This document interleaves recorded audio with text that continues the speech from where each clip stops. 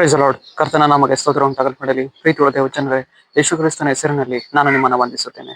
ಧರ್ಮೋಪದೇಶ ಕಂಡ 28ನೇ ಅಧ್ಯಾಯ 8ನೇ ವಚನದಲ್ಲಿ ವಾಕ್ಯವು ಈ ರೀತಿಯಾಗಿ ಬರೆಯಲ್ಪಟ್ಟಿದೆ.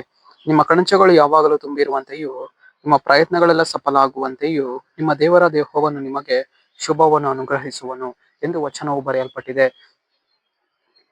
ಅಂದರೆ ಪ್ರೀತಿಯುಳ್ಳ ದೇವ ಜನರೇ, ಕರ್ತನಾತ್ಮನಿ ಮುಂಜಾನೆ ವೇಳೆಯಲ್ಲಿ ಆತನ ನಮ್ಮೊಟ್ಟಿಗೆ ಈ ರೀತಿಯಾಗಿ ಮಾತನಾಡುವವನಾಗಿದ್ದಾನೆ. ಏನೆಂದರೆ, ಮಗನೇ ಮಗಳೇ, ನಿಮ್ಮ ಕಣಜಗಳು ಯಾವಾಗಲೂ ತುಂಬಿರುವಂತೆ ಕರ್ತನಾತ್ಮನ ಏನ್ ಮಾಡುವವನಾಗಿದ್ದಾನೆ, ಸಹಾಯವನ್ನ ಮಾಡುವವನಾಗಿದ್ದಾನೆ. ನಮ್ಮ ಜೀವಿತದಲ್ಲಿ ಕರ್ತನ ಒಂದು ಸಮೃದ್ಧಿಯನ್ನು ಕೊಡುವನು ಎಂದು ಆತನು ನಮ್ಮೊಟ್ಟಿಗೆ ಈ ರೀತಿಯಾಗಿ ಮಾತನಾಡುವವನಾಗಿದ್ದಾನೆ. ಅಷ್ಟು ಮಾತ್ರವಲ್ಲ, ನಮ್ಮ ಪ್ರಯತ್ನಗಳು ಸಫಲ ಆಗುವಂತೆ ಕರ್ತನು ನಮಗೆ ಏನ್ ಮಾಡುವವನಾಗಿದ್ದಾನೆ, ಸಹಾಯವನ್ನ ಮಾಡುವವನಾಗಿದ್ದಾನೆ. ನಾವೊಟ್ಟು ಕೈಟ್ಟು ಮಾಡುವಂತಹ ಪ್ರಯಾಸಗಳನ್ನ ದೇವರು ಏನ್ ಮಾಡುವವರಾಗಿದ್ದಾರೆ, ಆಶೀರ್ವಾದಿಸುವವರಾಗಿದ್ದಾರೆ.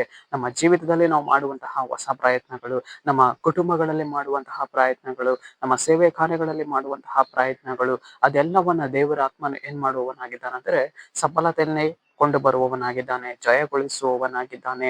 ನಮ್ಮ ಕುಟುಂಬಗಳಲ್ಲಿ ಇರುವಂತಹ ಕಣಜಗಳು ಯಾವಾಗಲೂ ತುಂಬಿರುವಂತೆ ಕರ್ತನ ಅವುಗಳನ್ನ ಸಮೃದ್ಧಿಯಿಂದ ನೋಡಿಕೊಳ್ಳುವವನಾಗಿದ್ದಾನೆ.